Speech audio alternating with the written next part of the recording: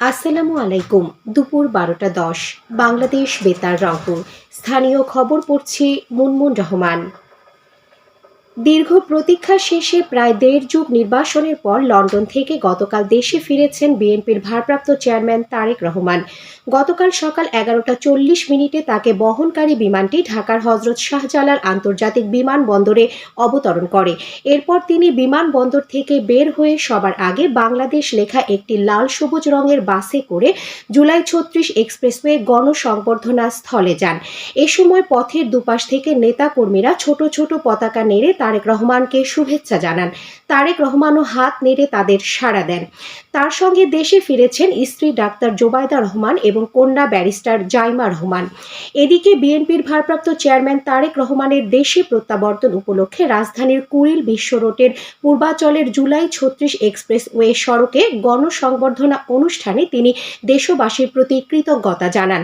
অনুষ্ঠানে দেশের শান্তি শৃঙ্খলা রক্ষার জন্য সকলের প্রতি আহ্বান জানিয়ে তিনি বলেন, সকলে মিলে জনগণের প্রত্যাশিত বাংলাদেশকে গড়ে তুলতে হবে। যে কোনো মূল্যে দেশের শান্তি শৃঙ্খলা রক্ষায় উস্কানির মুখে সকলকে শান্ত থাকতে হবে। তিনি বলেন, একটি নিরাপদ বাংলাদেশ গড়তে দল মত নির্বিশেষে সকলে মিলে একসাথে কাজ করতে হবে। নারী পুরুষ শিশু সবাই যেন ঘর থেকে বের হয়ে নিরাপদে আবার ঘরে ফিরে আসতে পারে তা নিশ্চিত করার কথা উল্লেখ করে তারেক রহমান বলেন, এই দেশের নারী, তরুণ প্রজন্ম এবং শিশু ও প্রতিবন্ধী সহ কৃষক শ্রমিকের রাষ্ট্রের কাছে প্রত্যাশা ও আকাঙ্ক্ষা রয়েছে। সকলে ঐক্যবদ্ধ হয়ে সেই প্রত্যাশাগুলো পূরণ করব ইনশাআল্লাহ। এ সময় মঞ্চে দলের বিএনপি এবং বিভিন্ন রাজনৈতিক দলের শীর্ষ নেতৃবৃন্দ উপস্থিত ছিলেন। দীর্ঘ দেড় যুগ পর তারেক রহমানের স্বদেশ প্রত্যাবর্তন ঘিরে দেশ জুড়ে রাজনৈতিক অঙ্গন, নেতাকর্মী, সমর্থক এবং সর্বসাধারণের মাঝে ব্যাপক আগ্রহ, কৌতূহল ও আবেগের সঞ্চার হয়েছে। এই প্রত্যাবর্তন শুধু একজন নেতার দেশে ফেরা নয়, বরং সর্বজনীন প্রত্যাশা ও আকাঙ্ক্ষার মেলবন্ধন, যার সঙ্গে যুক্ত হয়েছে দীর্ঘ প্রতীক্ষার অবসান এবং বাংলাদেশের ইতিহাসের সর্ববৃহৎ জনসমাগম। পরে সন্ধ্যায় তারেক রহমান এভারকেয়ার হাসপাতালে মা খালেদা জিয়াকে দেখতে যান। এদিকে তারেক রহমান আজ বাদ জুম্মা তার বাসভবন থেকে প্রথমে শেরে বাংলা নগরে তার বাবা শহীদ প্রেসিডেন্ট জিয়াউর রহমানের কবর জিয়ারত করবেন এবং সেখান থেকে সাভারে জাতীয় স্মৃতিসৌধে গিয়ে জাতির বীর সন্তানদের প্রতি শ্রদ্ধা জানাবেন। ত্রয়োদশ জাতীয় সংসদ নির্বাচন উপলক্ষে গতকাল পর্যন্ত রংপুর জেলার ৬টি সংসদীয় আসনের বিপরীতে ৪০ জন প্রার্থী মনোনয়নপত্র সংগ্রহ করেছেন। এর মধ্যে রংপুর ১ আসনে ৭ জন, রংপুর ২ আসনে ৫, রংপুর ৩-এ ১০ এবং রংপুর ৪, ৫ ও ৬ আসনে ৬ জন করে প্রার্থী তাদের মনোনয়নপত্র সংগ্রহ করেন। রংপুর জেলা রিটার্নিং কর্মকর্তা দপ্তর সূত্রে এ তথ্য নিশ্চিত করেছে। তবে কোনো মনোনয়নপত্র দাখিল হয়নি। এদিকে আসন্ন জাতীয় সংসদ নির্বাচনে রংপুর ৩ আসনে সব জল্পনা কল্পনার অবসান ঘটিয়ে বিএনপির চূড়ান্ত মনোনয়ন পেয়েছেন বিএনপির রংপুর মহানগর কমিটির আহ্বায়ক ও সাবেক ছাত্রনেতা শামসুজ্জামান শামু। দলীয় সূত্র জানায়, আসন্ন জাতীয় সংসদ নির্বাচনে বিএনপির মনোনয়ন দেওয়ার ক্ষেত্রে মাঠ পর্যায়ের বাস্তবতা, প্রার্থীর গ্রহণযোগ্যতা, সামাজিক অবস্থান, দলের প্রতি ত্যাগ এবং সংগঠন পরিচালনার সক্ষমতাকে গুরুত্ব দেওয়া হয়েছে।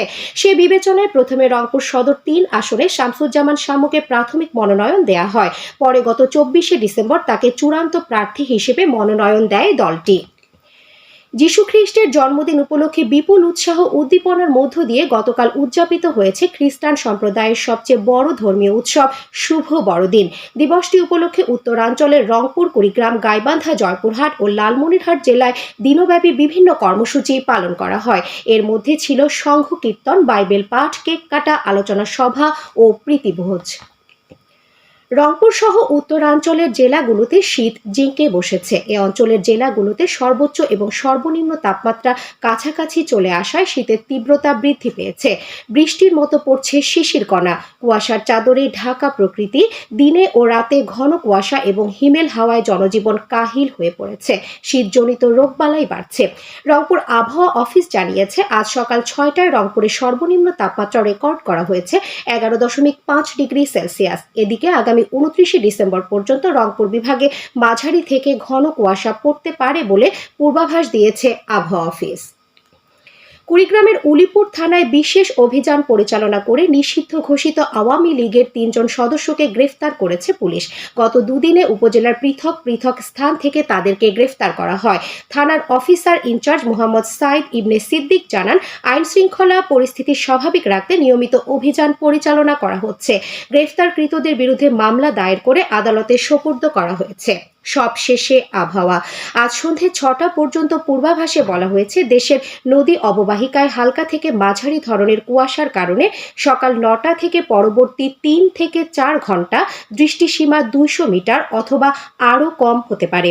এসব এলার নৌযানসমূহকে সাবধানে চলাচল করতে বলা হয়েছে, তবে কোনো সংকেত দেখাতে হবে না। খবর শেষ হলো। আমাদের পরবর্তী স্থানীয় খবর প্রচারিত হবে বেলা ২টা ৫ মিনিটে।